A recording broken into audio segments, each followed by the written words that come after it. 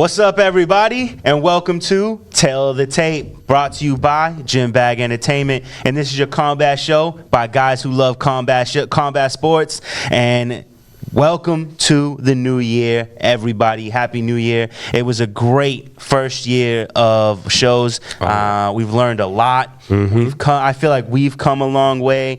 We feel like we've developed a pretty good fan base so far. A lot of subscribers, but don't feel shy. Like, share, and subscribe all day. Oh yeah, keep it up. Keep it up. It's been a pretty great year. We had one last fight, and even though we've had such great fights going on in 2019, I feel like 2019 ended soft. It really did. The last event, Fight Night 165, was a little soft. I think most of the top roster was trying to get in their holiday vacation. Absolutely. Yeah. You might be right about that. Yeah. So let's knock it out real quick. Yeah, UFC Fight Night. It was weeks ago. If you haven't seen it, you don't really watch UFC. Exactly. And you're probably not watching us. Right. So UFC Fight Night, Edgar versus the Korean Zombie. It was Saturday, December 21st at 5 a.m. So you probably didn't watch that fight at Salik Arena, Dongdae-gu, Korea. And the first fight started off South Korea. South Korea. Yeah. Most likely. It's definitely not north. Yeah, it's not in the north. In the first fight, we had Rony Barcelos, 14-1, going up against 13-1, Said Nurmagomedov. The Nurmagomedov name is still destroying you. It's still tough. But the new Nurmagomedov did not make it. Lose a decision to Barcelos. Unanimous. 30-27 and 29-28 twice. All right. Then we had Alatina Haley, 13-7-1, going up against 10-5, Ryan Benoit. Yeah, Ryan Benoit loses unanimous decision here, 29-28 across the board. All right. So he gets one round, and that's it. Boom. Strawweight division, Amanda Lemos, 6-1-1, going up against the undefeated 7-0 Miranda Granger. It's crazy, but for me, this is fight of the night. Whoa. Amanda Lemos with performance of the night, too. 3 minutes and 43 seconds in. She's swarming Amanda Granger the whole time. She gets her back. No hooks, gets a technical submission when she chokes her to sleep. It must have been like 6 seconds that she had her arm around her neck. Great performance. Wow. Swallowed her. Dang. Yeah, Amanda Lemos. Watch out for that one. All right, I'm going to go back and watch that one. Yeah. In the men's flyweight division, Alexandre Pantoja, 21-4, going up against the 14-4 Matthew Schnell. Yeah, if Lemos wasn't so great, this would have been fight of the night. KO. UFC actually did give it fight of the night. KO for Pantoja, round 1. 4 minutes and 17 seconds in with punches. Matt Schnell just couldn't take it. You know what, though? This is one fight I actually did watch, and it was a good back and forth between the two of those guys.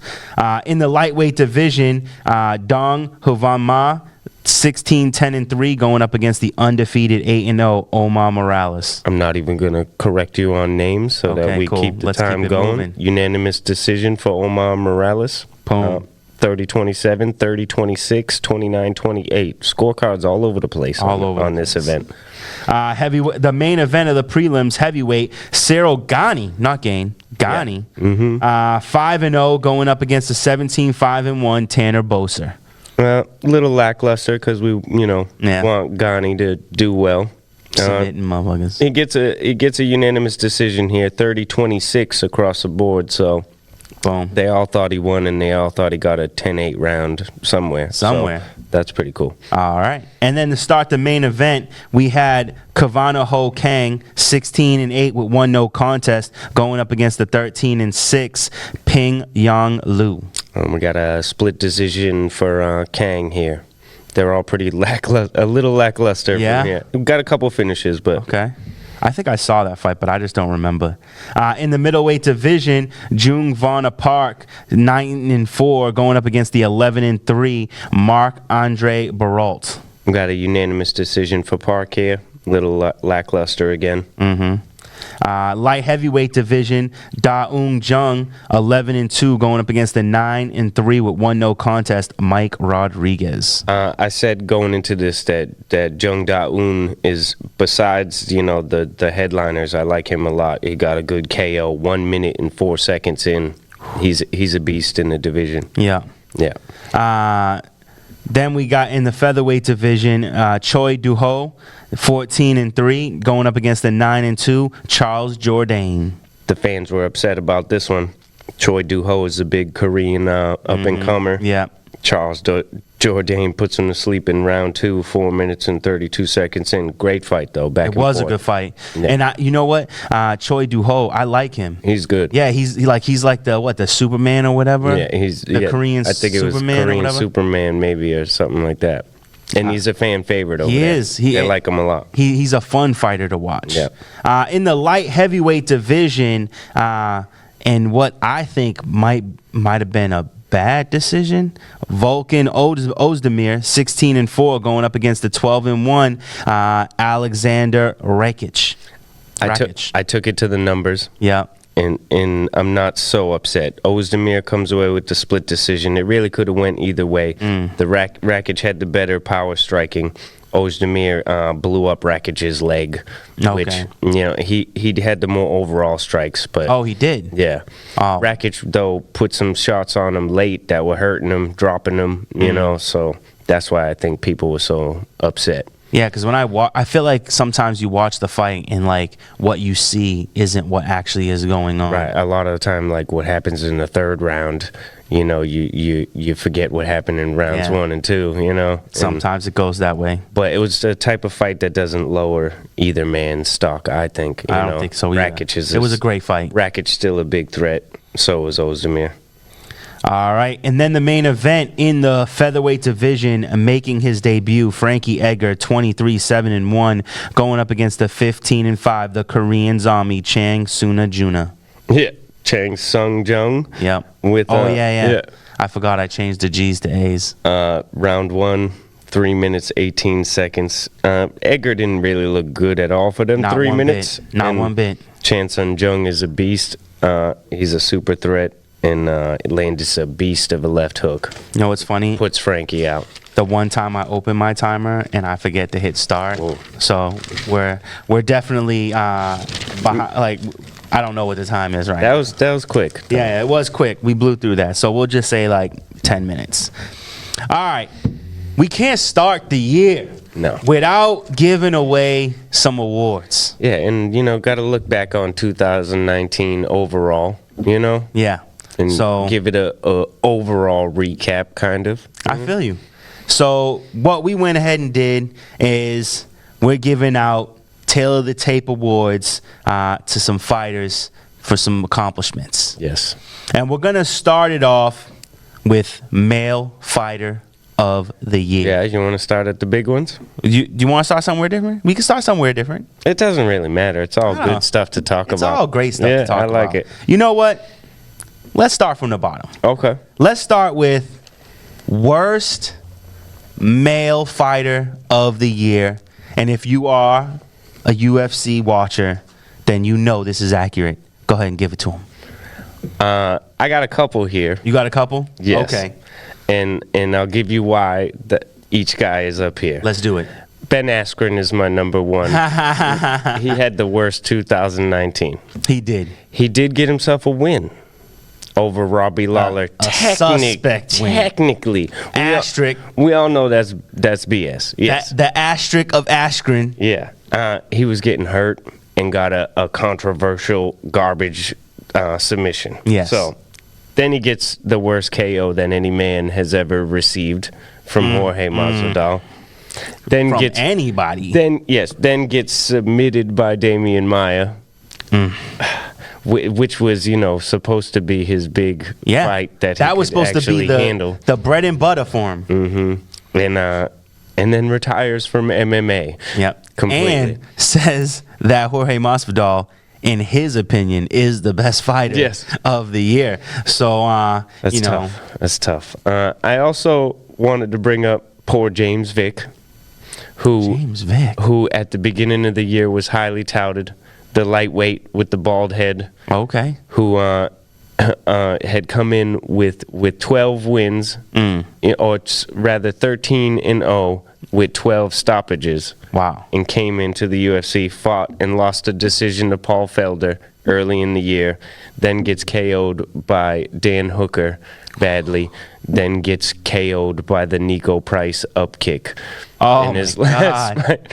So he's on a pretty terrible skid. That's like losing streak of the year. After 13 wins in a row, that must have really, Yeah. his morale must be pretty low. That's, oh man. Mike Perry, as much as we love him, Yeah. loses a decision to Cowboy Oliveira early in the year. Remember that. Loses the decision to Vicente Luque. I don't know how the man held on with that nose like that, but he did. Yeah. And loses recently the bad KO to Jeff Neal. I Yeah. mean, So that's another terrible three losing fights. streak. 3 fights in a year is good for a fighter to have, but for having 3 losses, that's harsh. Yeah. You know? But Yeah, I guess it's better to get them all knocked out in a year than have them spread over 3 years. but I think Ben Askren takes the cake Wait. What up? I mean, as number one. Why? Who is worse than him?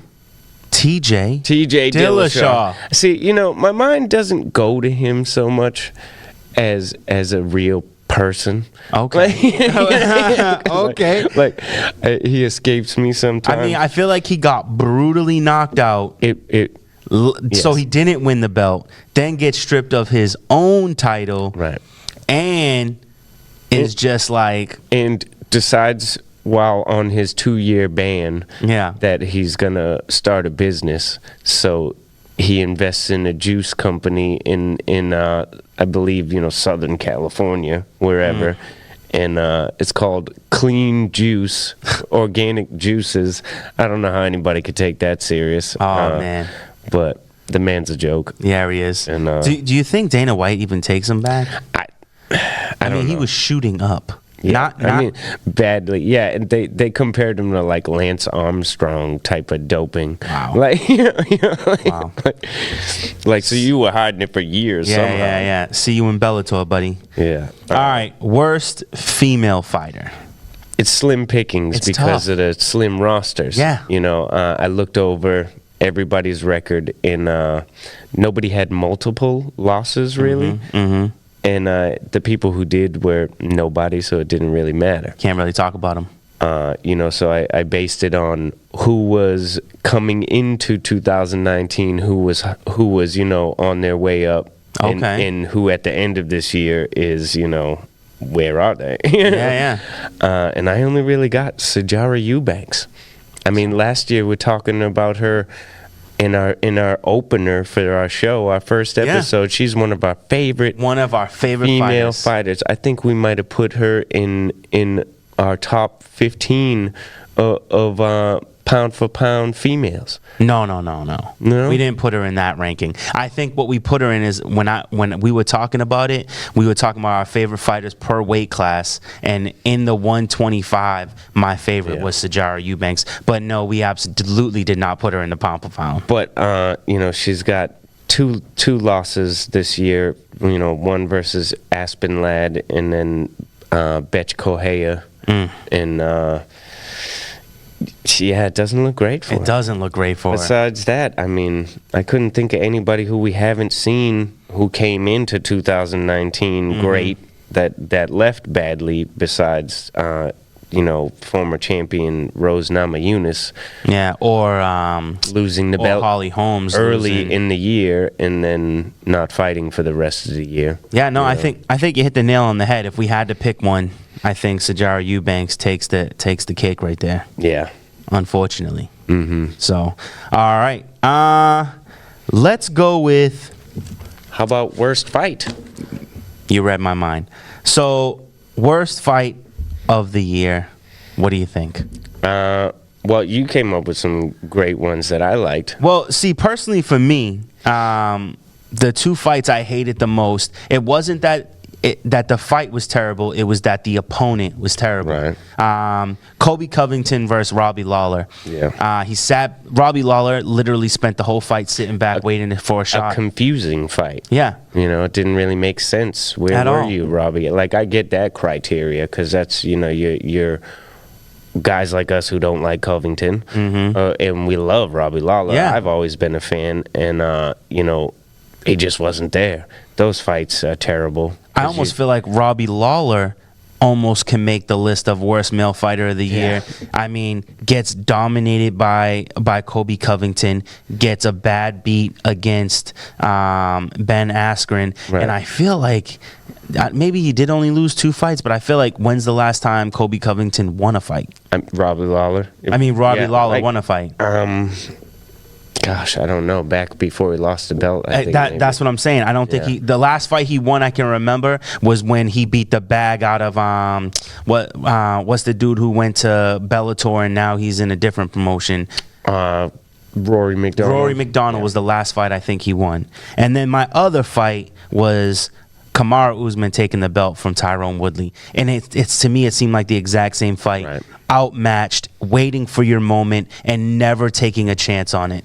Right. And I like what you said, you like your criteria. It's confusing. Yeah. Those opponents, where were you? Where was your plan? That couldn't have been your game plan. Yeah. To just let him punch you, like, Just let yourself get brutalized. right, pretty much. But, overall, I looked at those as decent fights because Kobe was good in the fight against Robbie, and Kamaru Usman was good in the fight against Woodley. Almost perfect.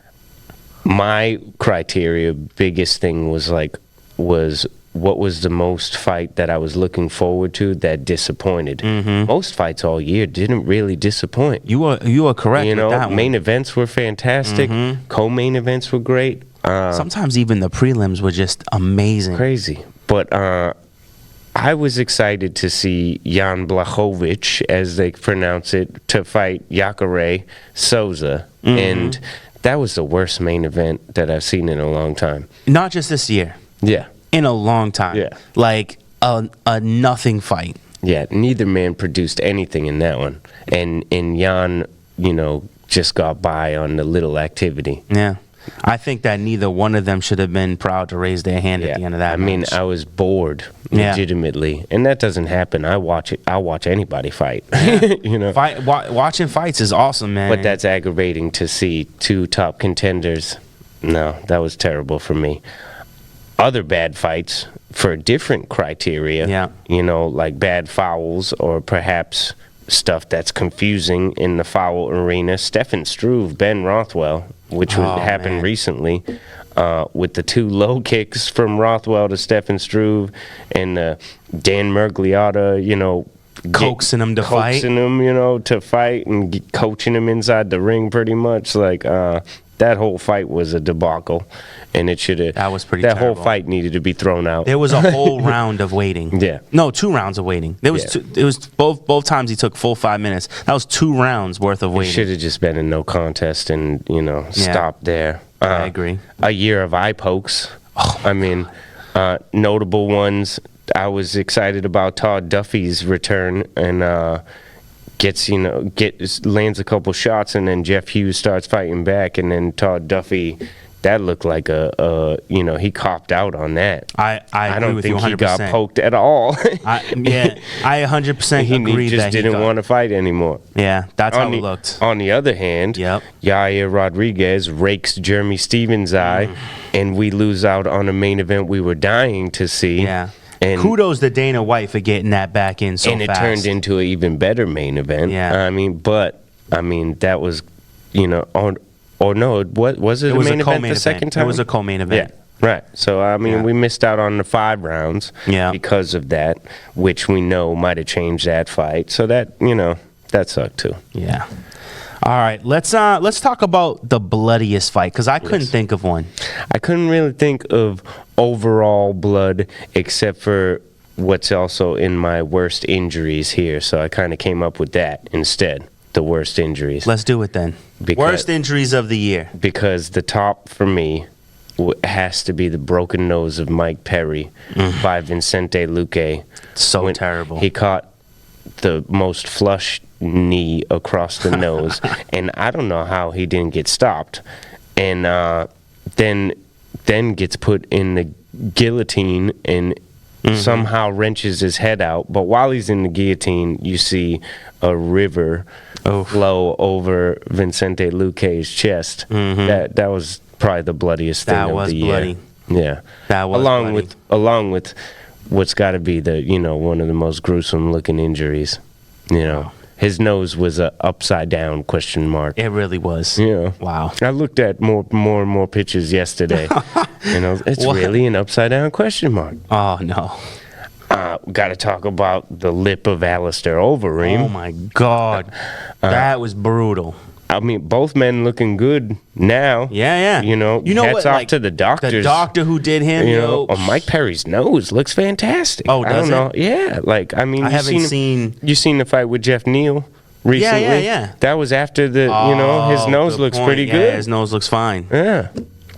But Overeem's lip is unnoticeable now. Overeem's lip looked like roast beef. I mean, it was all the way up to the dimple line, like a curve in his cheek. That's and crazy. it wasn't just a split; it was shattered. All the way through. Oh man, It was a second mouth talking from one punch. just one good splash on my goodness. on the jaw, man. That was terrible. Yeah. The fight that just happened between Volkan Ozdemir and Rakic. Rakic's thigh developed the weirdest swelling Oh really? that I've seen. It was a huge mouse above his knee. It was a huge lump. It was like a softball. And, Ozdemir took advantage of it the whole time, too. And what about everybody's calf all year? Oh yo, people are getting lumped The up. calf kicks are killing people all year. Turning people's calves into hamburger meat. It's terrible. And the way it looks after 2 rounds of, 20 kicks around. Ugh.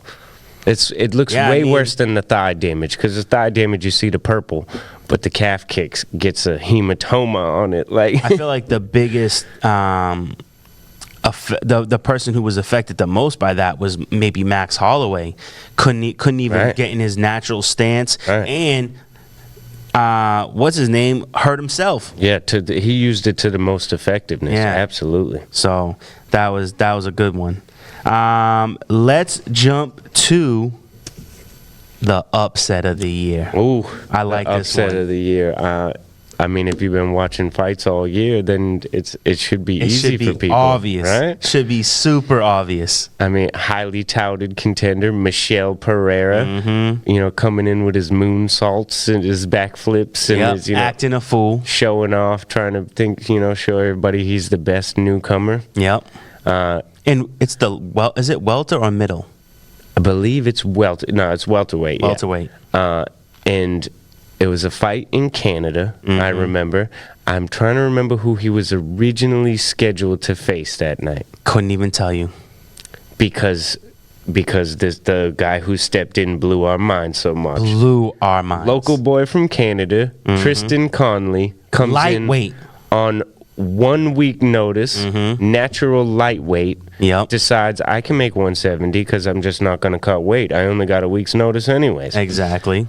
Comes in, looks like your average Joe plumber or something. Michel Pereira Looks so tiny. Michel Pereira is twice the size of the man, twice the muscle tone of the man. And Michel Pereira has no regard for him, no respect whatsoever. Comes out like he's gonna play and toy with him, and he met the worst fate he could ever meet. Oh man. It would have been better for Michel Pereira if he got knocked out by Tristan Conley Yes. real quick, because instead he got his ass beat for 3 rounds.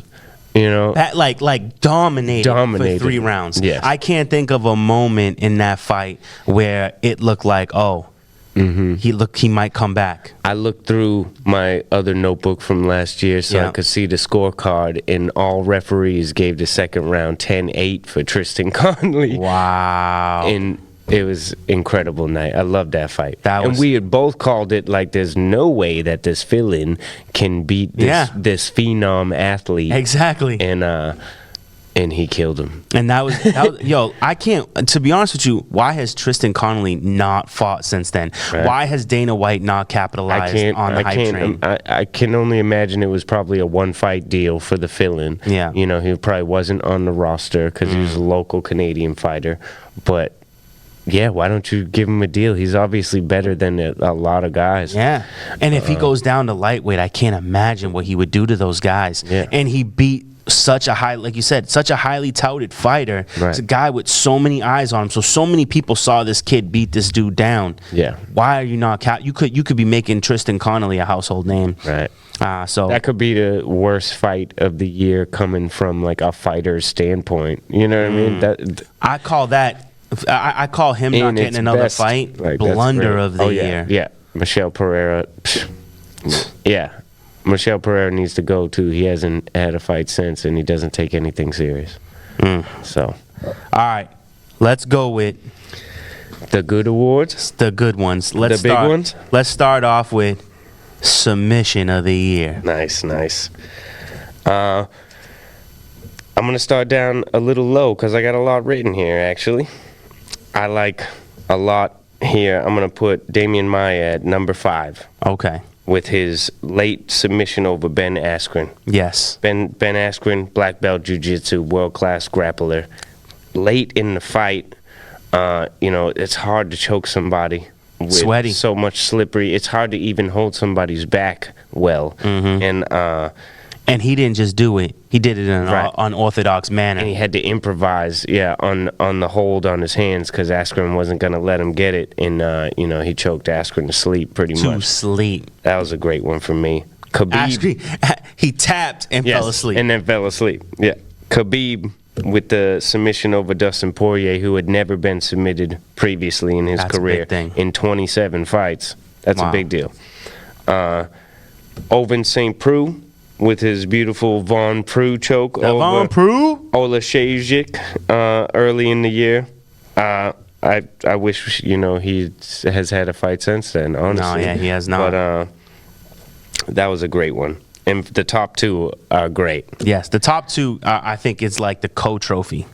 Misha Serkinov, I'm surprised that he hasn't fought since then either. This was in the summertime, I It's believe. craziness. Submits Jimmy Crute with the Peruvian necktie. Oh my God. What a great submit.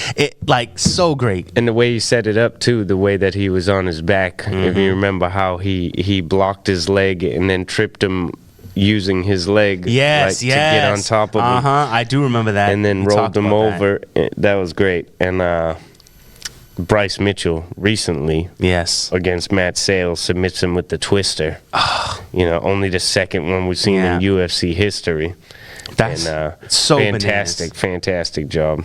to get caught by the twister, man. That's another blunder of the It year. hurts too.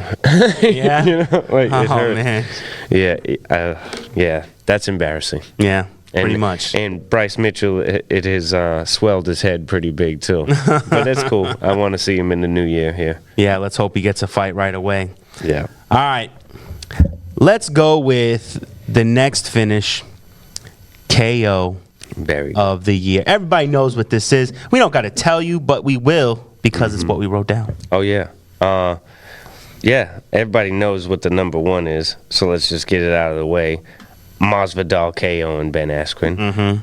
Not just the biggest KO, fastest KO. The fastest, the hype leading into the fight. The silencing of the loud mouth so emphatically. Yes. You can't beat that. It might be the KO of all time.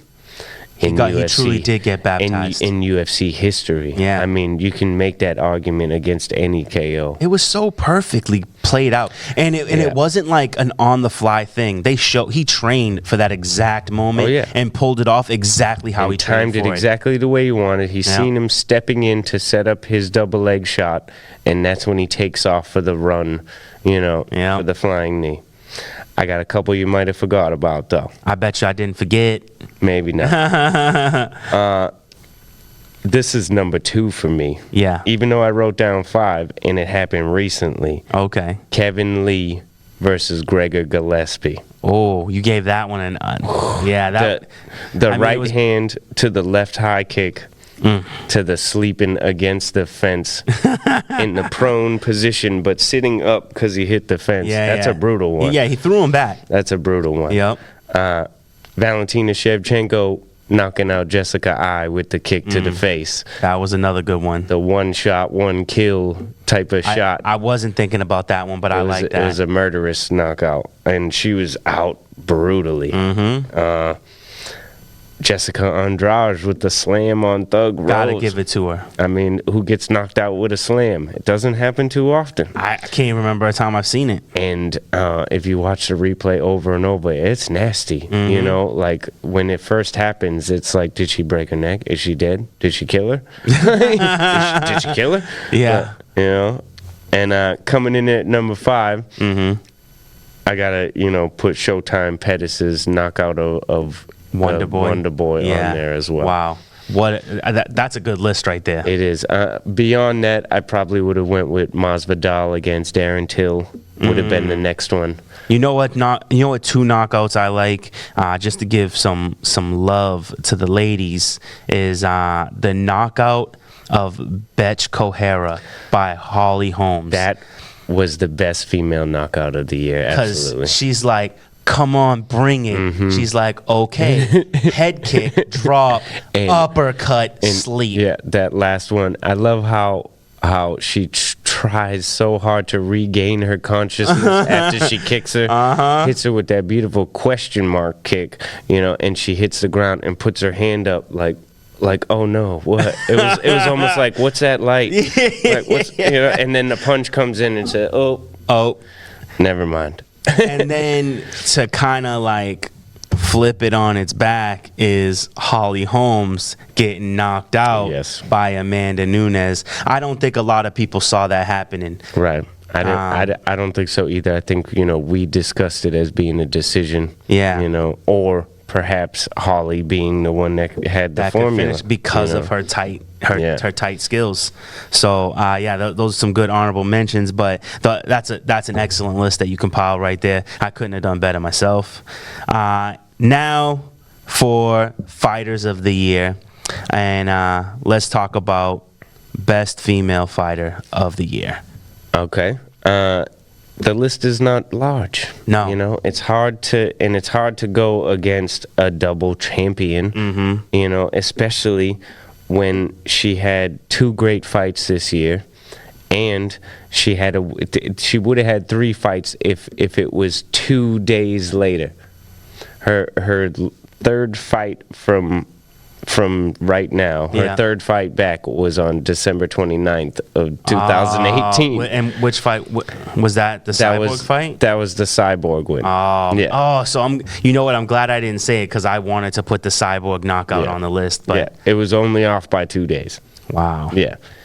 And but she gets the big KO against Holly Holm, as you said, in July, and then the greatly contested decision against Germaine de Randamie that we just saw recently. And that was a true test to Amanda Nunes. I enjoyed that fight more than the Holly Holm fight. I think because it was so much drama in that fight, because you was like, wait, can Amanda Nunes lose? Oh no, she can't. Yeah. That second round was scary though. Yeah, it was. It really I think the whole fight, with exception for the third round, I thought the whole fight was pretty scary, because anytime they were on their feet, Amanda Nunes was in danger. Absolutely. And sometimes on the back, I feel like Amanda sloppily put herself in danger during that fight when she was when Jermaine's on her back.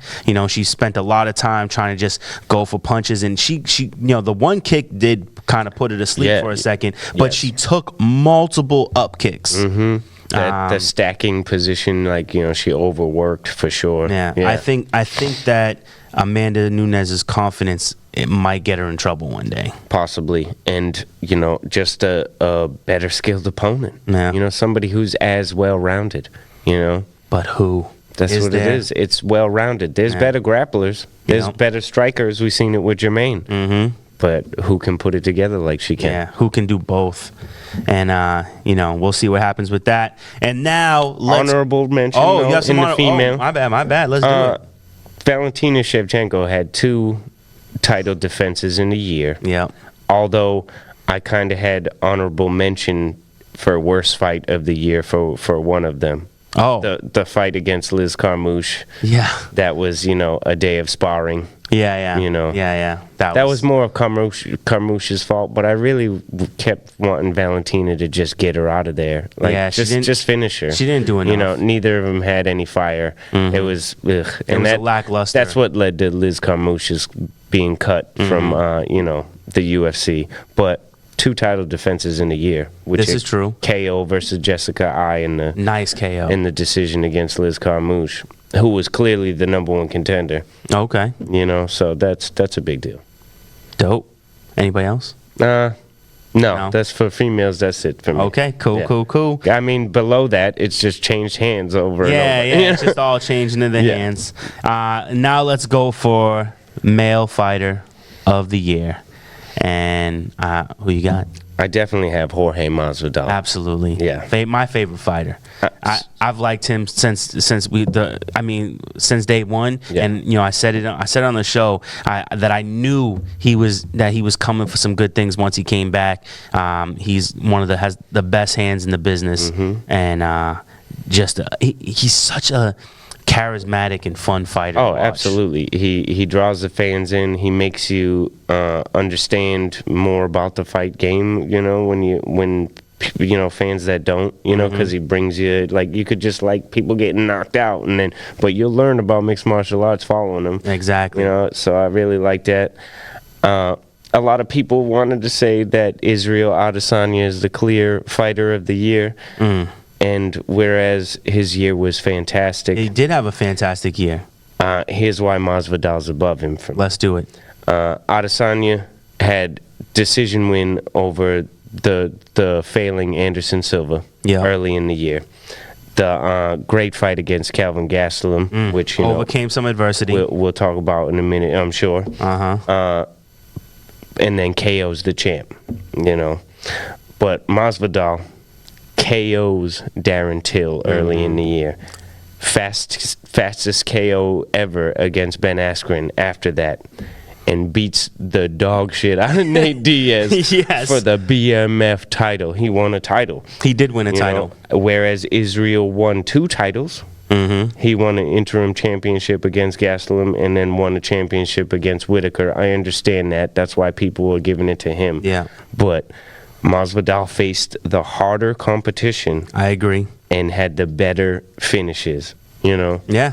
So to me, it's not. And I feel like it's not a choice. I feel like being a top fighter, it is about wins, but it's more than just victories. Right. You know what I'm saying? Like, as a fighter, at the end of the day, your That job was is part to of the come in and win. criteria for me too. Yeah. Do you pull the fans in? And that canceled out, I think, on both regards because they both took over the UFC as far Yeah. as fandom for the year. And Israel Adesanya, like, I think he definitely gets. I think he gets honorable mention, like runner up, just because he's learning how to create the drama. He's got some drama going on with John Jones.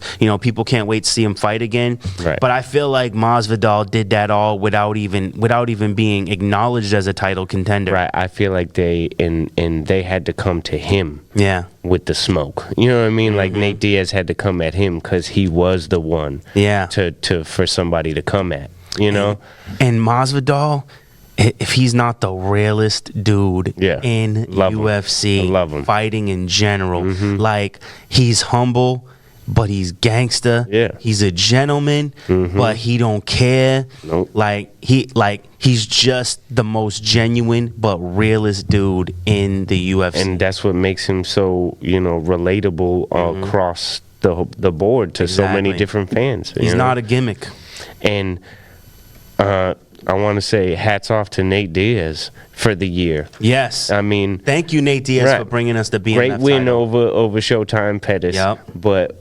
But way to overall get the fans hyped about the UFC again in general. Yeah. I mean, Nate Diaz got to get some credit. He's the champion of the people, man. He's got to get some credit. I love him. I've always been I have never not been a Nate Diaz fan. Nick Diaz, but Nate Diaz, I've always been a fan of his.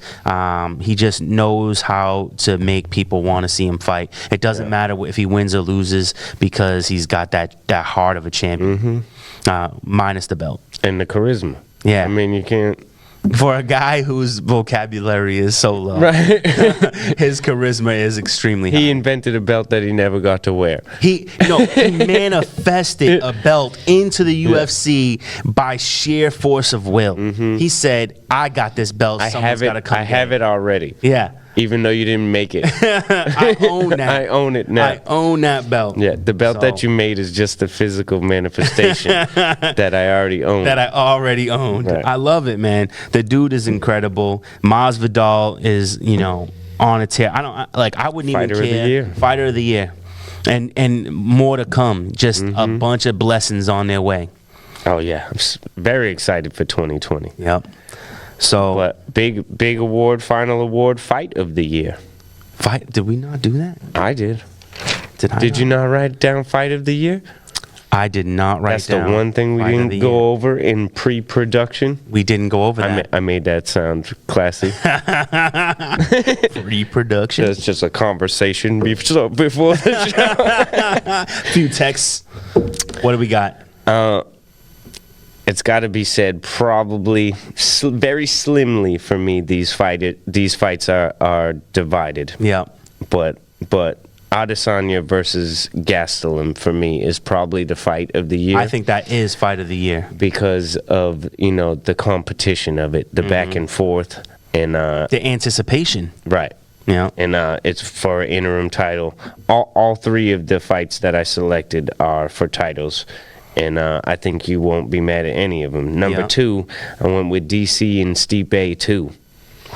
That Man. fight was incredible. Drama in that fight. That fight was dramatic. Four rounds. Yeah. Almost to the end of the 4th round. Yeah. DC winning most of the whole fight until Stipe figures out a way, and it's not a quick way No. to dig himself. He had to dig himself out of the hole to finally be able to That win. was the closest thing to a superhero versus villain battle. That's got to be comeback of the year. Ooh. If you're giving an award for I that. like that. And I think a fight that everybody forgot about. Max Holloway versus Dustin Poirier happened here in 2019. God, that fight was awesome. That was in March. That was a good fight, man. Yeah. You can't take that. I can't take anything away from that. That was a good fight. Incredible back and forth, a crowning of an interim champion. A first time showing have thought about showing that that fight. Max Holloway could lose. Yep. Like it was a big deal, and we were hyped. That was Man, crazy. Couldn't wait for it. Yeah. That was an awesome fight. But Adesanya and Gastelum, absolutely. It only messed with me a little bit because of what Gastelum's shown us since then. Like in the Darren Till fight, he kind of just fell off the planet. Yeah. But I think that was because Darren Till's a super threat in the middleweight division. And I don't know, he had the good style to match up with Israel, But Yeah. Israel overcame it with heart. Wow. And what an exciting fight that was. Exactly. Yeah, nothing was more exciting. No more skill was displayed by both fighters than that fight, and I agree. and it had, a serious outcome. No other outcome is any larger than that. You know what I mean? Yeah. Except for maybe Stipe, keep getting the heavyweight belt title back. Yeah. So I can't disagree with you on those. Yeah. I like those decisions a lot. But if we had to pick one, it definitely has to It's be got to be Israel and Gastelum. and Kelvin Gastelum. Yeah, absolutely. All right, let's drop some news on these people. Nice. So we talked about Jorge Masvidal. Yeah. And fighter of the year, some great victories on a road to the title shot. We all believe that he should be next in line once Usman is ready to fight, or there should be a fight set up to be interim. Not that he's so worried about winning that He title. don't care. He likes that BMF belt better, I think. He just wants to bless people. Baptize, excuse me. He wants Yes, to baptize baptize, people. yes. So he says he wants to wait to see the results of the Conor McGregor versus Cowboy Cerrone fight, which happens in 2 weeks. And if Conor wins, he thinks that's the money fight. Because that's what he wants. He wants the money fight. I agree. I like it. The more that I thought about it, Usman's going to be out for a bit. At least 6 months. Colby Covington's out with Oh, the for a broken while. jaw. for He's even the heir. longer. You know, then you got, who else is on the horizon to fight? Leon Edwards. Does Leon Edwards get you money? No. No. Does Leon Edwards get you a title shot? I think only because there's nobody else to fight after Yeah. that. But I don't think that gets people as hype. We already seen you hit him with the 3-piece. Yeah, And and this is like a secondary BMF. Fight. Yeah, I mean- I feel like if this fight happens, Connor's gonna tell him he has to put the BMF title on the line. Yes, I think because I think the hype surrounding that Mm-hmm. would be huge. Both men would make, substantial money. Masvidal will make the biggest paycheck he's made yet ever, and deserve it. mm-hmm. And and Conor McGregor's gonna get baptized. Yeah, I most don't likely. care if he faces Masvidal, he gonna get baptized because Masvidal got a gas tank, most likely, and it's welterweight. however, I'm very excited to see Conor McGregor come back. Honestly, Oh man, I love watching him fight. Yeah. The man is a douche, but he is an awesome. we have to see what happens with Conor and Cowboy Yeah. to decide about Masvidal and Conor. Exactly. You know? Because can Conor even fight at welterweight? Like, can he be successful at welterweight? So we'll see what happens there. John Jones is set to fight Dominic Reyes in the next UFC pay-per-view, and after he fights Dominic Reyes, there's at least one fighter, the winner of Blachowicz and Corey Anderson. Yeah. The winner of that fight would most likely get a title shot. But does John Jones accept that title shot, or does he move up to heavyweight and make his reign there? I don't see the challenge from Blachowicz, or what's his name? Corey Anderson. Yeah, Corey. The Corey Anderson, I see more of a challenge, Yes. maybe. The only reason why I want to see him fight Corey Anderson is because Corey Anderson's coach says they have a game plan to Right. beat John Jones. But so did everybody else. Yeah, I that's guess. true. But John wants a challenge. I think Yeah. he's a little bored. We talked about that last time, and yeah, I don't know. Why not go up to heavyweight, especially because the last I heard from Israel Adesanya Yeah. is that he wants to push that up to 2021, the super fight with him and John Jones, because he wants time to allow these middleweights, because now Paulo Costa's talking junk Yep, to Adesanya, so he wants to make sure he gets a shot. Exactly, and I respect that. You want to give Yoel Romero his shot. You want to give Costa his shot, Right. and maybe even one other fighter, and then late Yeah. 2021 you fight John Jones. Right. John, that's it's got to be at light heavy. But John's, gotta wait until 2021. So you beat Dominic Reyes. Where's your next challenge? Yeah. Like, Run through the heavyweight division. why not? I think I like it. And you probably only get 2 fights in. If you're already fighting one fight in 2020, Right. you might get two more fights, then maybe a third in the beginning of 2021, and then prepare to go back to light heavyweight to Right. face Asanya. All right, well, we'll see what happens with that. Will Cormier get his retirement fight with a third bout between him and Stipe Miocic? I thought it was a guarantee. I think it's a foregone conclusion. I don't know why we don't see any ink on the paper yet. Mm-hmm. It's kind of strange to me, honestly. You got Both fighters won with a knockout. with a devastating Yeah, knockout. no decisions. You have to have this third fight because now, first DC, he beats Stipe. Mm-hmm. Stipe figures out DC. Now they both understand each other as fighters. What happens now? Yeah. You got to have the rubber match always, even if it's 1-1, just 1 win and 1 win. It doesn't make sense to me. I don't know why Conor McGregor and Nate Diaz never fought for a third time.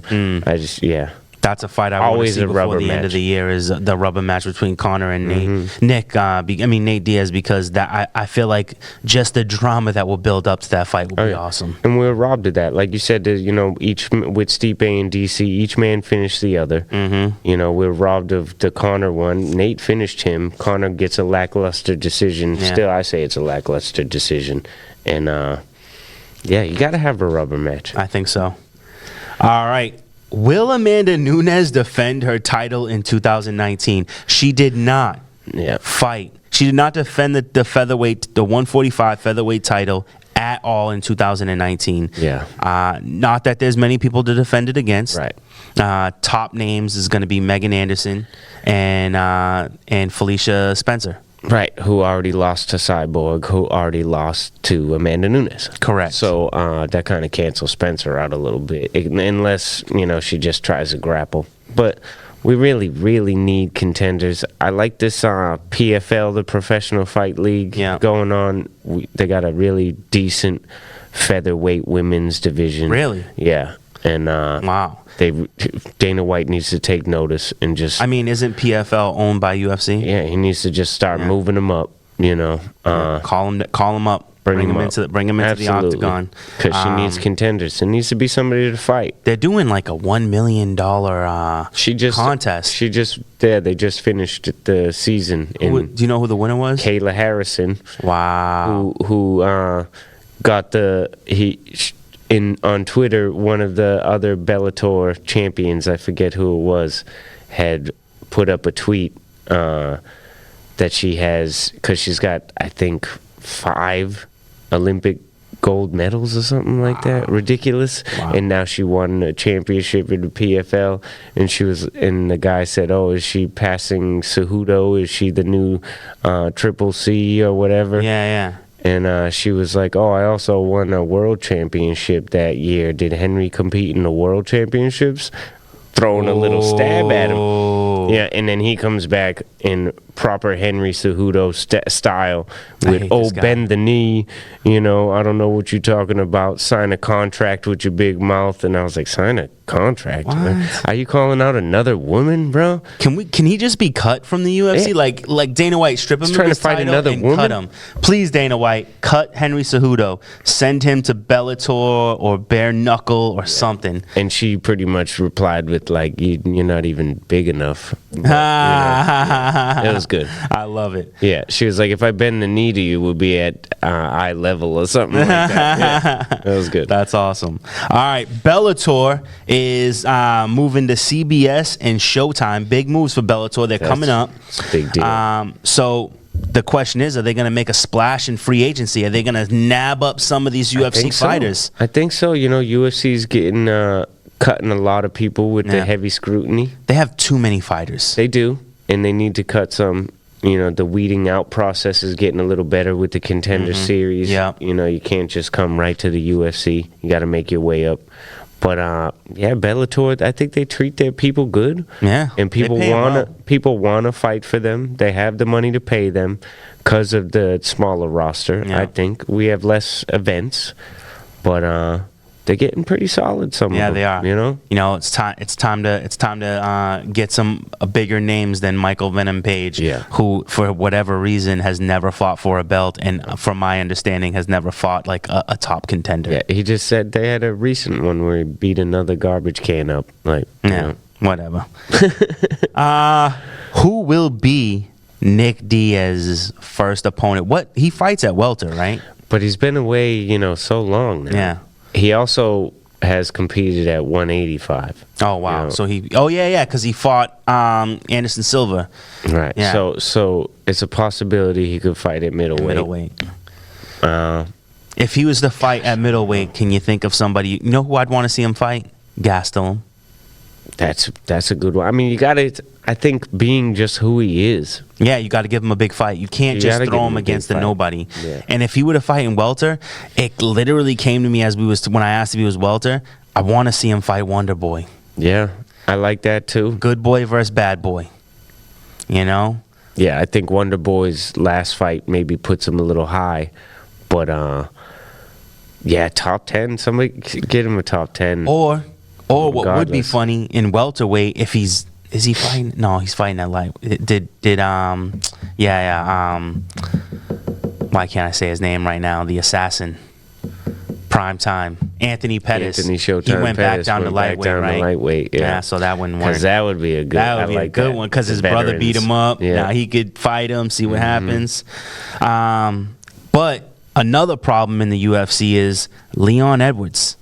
Leon Edwards Where is he? has been dominating every fighter he's come across. Right, and we didn't think of him to fight Nick Diaz because Nick Diaz don't deserve that. No, that's way too high. Way for too him. high. Leon Edwards has done enough He's to in earn a title talks. contention. Yeah, he's in title talk. Yeah. But like I said, with the welterweights at the top, we got the injuries from the last fights. Masvidal wants some money. Yeah. So Hypothetically, Edwards ain't worth a Masvidal fight. Like Masvidal don't find that worthy. if Conor were to lose to Cowboy, right, that kind of takes that fight off the table. Could we want and should we see a Leon Edwards versus Jorge Masvidal for the interim title, #1 contendership? I do believe that Leon Edwards is at the same level. Yeah. However, the big names aren't as many on Leon's list, but he's on like what 12 fights in a row, Something like that. in the UFC. And the last fight was against Rafael dos Anjos, Right. And I don't know. I think that I think if he could fight Jorge, that would get him into title contention. If not, then I think he should fight Wonderboy. Right.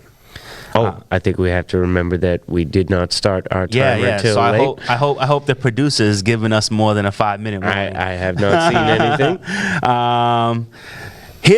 This is something big. I like this. We are at 5 minutes. We are at 5 minutes. Thank you, So Makala. I read something not too long ago. And I didn't think about this, but it's true. UFC is due to fight in Africa.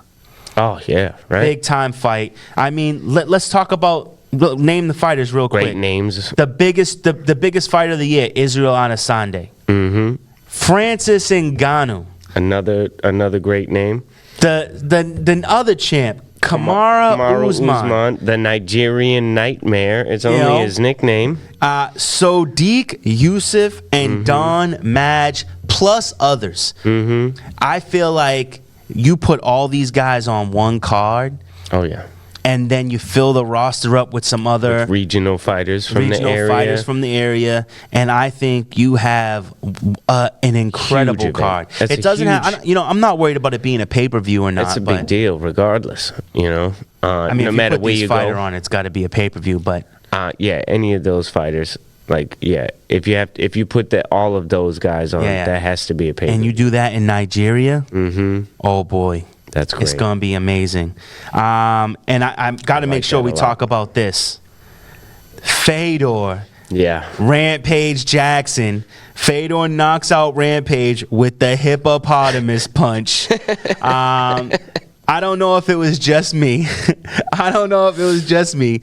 But it looked like a phantom punch. Yeah. But then Rampage, the beast, the most dangerous man at He one was just point, done. was like, no, more. I'm good. Yeah. I can't take another I feel one. like he shook his head and waved it like, Yeah. no, I'm done. Like, I guess he he's now- blocked it.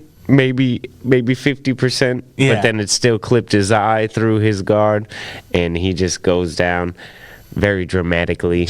Extremely And, dramatically. Yeah, you never want to say that somebody's throwing a fight for money, But did it not look that way? But I mean, maybe you won't throw a fight Yeah. for money, but maybe you won't try so hard after a certain point. You might just this is a wash. Yeah. I'm gonna collect my check. Now he's on a whole weight Yeah. loss Right. regimen, trying to get back into good shape. Inviting the fans to keep track of it with him and stuff. Yeah, so yeah. it might get him back in the limelight a little. Yeah. And maybe little he gets- Instagram love. Maybe he can get back in shape. Yeah, we'll see what happens. And we can't leave this episode without talking about the fact that the deal between Reebok and UFC is coming to an end. That's a huge story. Huge story. So the question is, will the UFC re-sign with Reebok? Now, let's talk about some of the things that have happened. Poorly made uniforms. Yes. Misspelled fighters' Crazy. names. This is not the makings of a perfect relationship. Yeah, wrong sizes, poorly made material in general. Female wardrobe failures. Yeah. Can't have this stuff. Can't have that type of stuff. And although I do love Reebok, it might be time to give Adidas a shot. Why not? I like Nike doesn't need another one. Nike Let's doesn't. give it to Nike Adidas. doesn't need it. Maybe really even doesn't. Puma. But I like Adidas. Puma, that'd be pretty cool. Puma too. would be But why cool. not Adidas? It's not getting a lot of love lately, and they've always made great athletic gear and make Correct. some good warm ups and It's outside the box, but just because I love the man and I look up to him so much, wouldn't it be funny if Dana White and Rob Dyrdek come together for a DC, matchup? I mean, DC's not known for athletic wear. No. And then the other option would be Under Armour. Deerdeck is a fan. Yeah. Under Armour, like they fell away a little bit, but they still make quality stuff. Exactly. Yeah. So we'll see what happens with all that. I'd love to see Dana White, cage side in the tracksuit. Right? All right, let's just go over. You could do the button pants, hair away. Let's go over some upcoming events real quick. Let's start with the fact that Paige Van Zant is scheduled to fight for the first time, and I don't even know how long, against Amanda Ribas. A little undeserving. Yes. In January 25th, next upcoming, not the next upcoming fight, but the fight after the next one is Blades versus Dos Santos. Nice. February 8th, UFC 247, John Jones versus Dominic Reyes, and Valentina Shevchenko versus Chikugian. Nice. Then February 15th, the fight I think we've been waiting for, and Corey Anderson versus Blachowicz. That's a good one. A fight that we have absolutely spoke about. A BMF style fight, Felder versus Hooker, February 22nd. Yeah, can't wait for this. I think the winner definitely goes way up to the top. Way up to the top, if not title contention. Yeah, crazy. Then you have a great fight, another fight we've called for in the way in which we've called it for. Since Cejudo relinquished his flyweight title, we need a flyweight champ. Joey Benavidez facing Figueiredo for the flyweight title, February 29th. Yeah, no interim, just straight for title. the belt. Yep. That's exactly how we called it, and that's the exact opponents. Love it. And then UFC 245, Zhang versus Jędrzejczyk, and then for the title, which is what you've been waiting for. You called that out. Hard. I wanted that, and people were like, what? But now everybody loves it. Yeah. So we'll see what happens with that. I think the winner of that has to face Doug Rose. Yeah. Hands down. And co-main event, another fight we talked about, another fight we can't wait to see for Robert Whittaker versus Jared Cannonier. Yeah. March 7th. I love it. I'm scared for my boy, the Reaper, honestly, because I wanted him to ease maybe back in a little bit. But yeah. No, he's getting right into the lion's den. That's going to be crazy. And then finally, Battle of the Bangers, March 28th, Francis Ngannou versus Rosenstrike. Another one we called, we said he gets through, Overeem. He said it himself that he wanted Ngannou, and we had said, you want to give the boy a big test, give him Ngannou, why not? There it is. All righty, that's all we can give you today, even though we do have more. Jacare Sosa versus Uriah Hall, UFC 249. I had to say that. And with that being said, we'll see you next week. Thank you for tuning back in. And until next week, we'll see you in the octagon. Have a good night. Peace.